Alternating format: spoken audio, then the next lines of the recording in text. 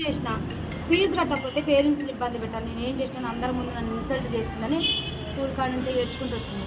మా ఇంట్లో పని ఉంటుంది, పూలమ్మ అని ఉంటుంది. పూలమ్మకు కూడా చెప్పింది. పూలమ్మ ప్రిన్సిపల్ మేడం నన్ను చాలా టచ్. నేను నైటీ మీదనే ఉన్నా.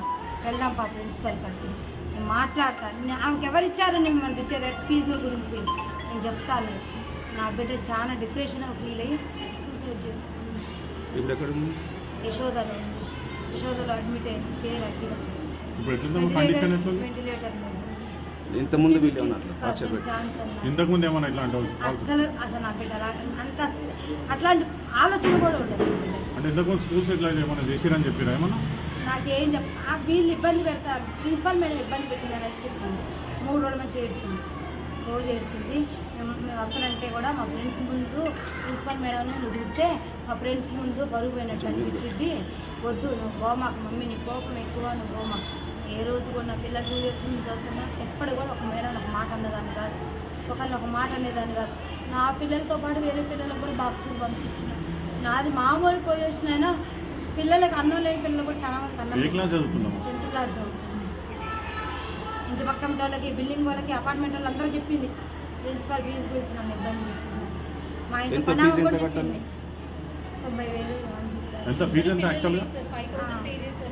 90,000 ఇవి కట్టాలన్నారు. లాస్ట్ ఇయర్ కొంచెం పెండింగ్ ముందు మొత్తం కలిసి మన 22,000 ఇచ్చిన. అయితే ఇంగ్లీష్లో తక్కువ మార్కులు వచ్చినాయని లాస్ట్ 1 month 2 months క్రితం బాబుని టార్చర్ చేశాను. బాబు డిప్రెషన్లోకి వెళ్ళిపోయింది. వీళ్ళ వల్ల బాబుకి ఇప్పుడు దగ్గర 1 lakh వరకు ట్రీట్మెంట్ అయింది. నా దగ్గర అన్ని రిపోర్ట్స్ ఉన్నాయి, అన్ని ఫైల్స్ ఉన్నాయి. నేను బంజారా హిల్స్ సైకాలజిస్ట్ ఆశా హాస్పిటల్లో చూపిస్తున్నా, డాక్టర్ చైతన్య దగ్గర చూపిస్తున్నాను. ఓన్లీ బాబుకి 35 40 వచ్చిన ఇంగ్లీష్ మార్కులని ప్రిజర్వ్ చేశారు. బాబు 7th క్లాస్. అయితే వేరే కట్టాల్సిన ఫీజు బాబు ట్రీట్మెంట్ అన్న ఆల్రెడీ బాగా సార్ కూడా చెప్పిన. బాబుకి అబ్నార్మల్ ఉంది, బాబు కండిషన్ ట్రీట్మెంట్ నడుస్తుంది, బాబుకి హెల్త్ బాగాలేదు కానీ ఆ డబ్బులు అటు యూజ్ చేస్తున్నా. లోన్ పెట్టిన, లోన్ రాగానే ఒకేసారి ఎట్ ఏ టైం నేను ఎంత ఫీజు ఉంటే అంత క్లియర్ చేస్తాను కూడా మా సార్ చెప్పింది. బాబు కూడా బాగాలేదు. బాబు కూడా మన మధ్యసింకం పోయింది స్కూల్ వల్ల. టార్చర్ పిల్లల్ని ఏం ఫెయిల్ అయితే మనం రాసుకోకూడదు సార్. ఇయర్ లాస్ అయితే నెక్స్ట్ ఇయర్ చదువుకోకూడదా?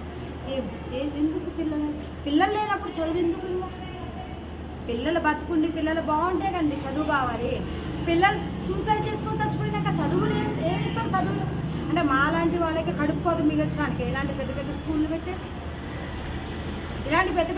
పెట్టేది మాలాంటి పేదోళ్ళ కోసం. ఇప్పుడు మేము ఎక్కడో ఉంచి బతకడానికి వచ్చినాం. మేము తెలుగు మీడియం చదువుకున్నాం, సరైన జాబులు రాలేదనే కదా పెద్ద పెద్ద స్కూల్లో వేస్తే ఇంగ్లీష్ మీడియం చదువుకొని